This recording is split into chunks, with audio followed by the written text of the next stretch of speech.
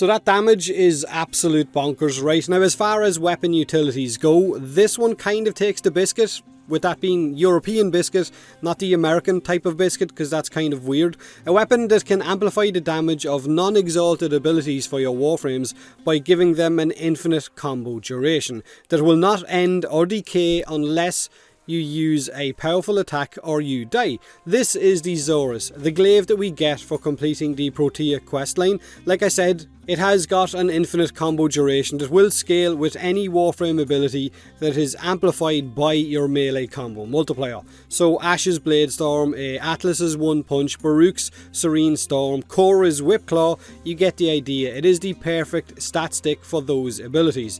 So just for that utility alone, this weapon is 100% worth getting your hands on. Now, constant red crits with hard hitting abilities, I guess it's not to be farted at. Now, I'll be honest, I can see this weapon being the reason, possibly, that Korra's Whipclaw could get a nerf. It is insane with this equipped, and you can quote me on that and come back to this video if she does in fact get some kind of a touch up. Now, as melee weapons go, it is pretty solid as well. I mean, it kills things fast enough, but it is a glaive, so it's either your kind of weapon or it's not.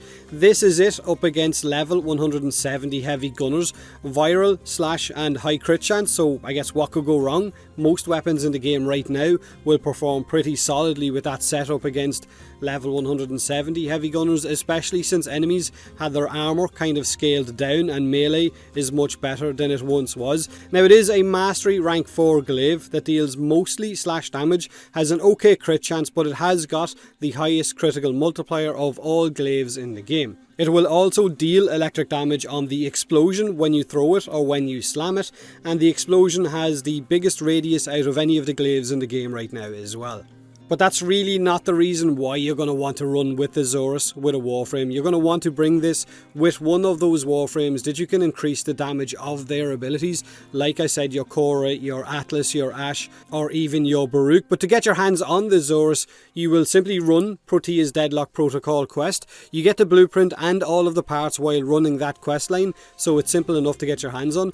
Another quirk of this weapon is that if you bring it to the new Parnum Void missions, the new ones on the Corpus ship tileset rework, those big golden hands that you're going to high five and jump into a different plane of existence, it can charge up 3 different charges that can then be used to release it on some of those Solaris prisoners when you throw the glaive at them, in order to add extra time onto that mission and allow you to get all of the kills that you need to get in order to reach the final rotation. But those missions are pretty easy as they are, so bringing the glaive isn't really needed, unless maybe you're doing solo and you want to do it that way. Now, this is my build for my Xoris. Viral, crit, weeping wounds, condition overload, blood rush. Use either primed reach or pressure point, entirely up to you which way you prefer.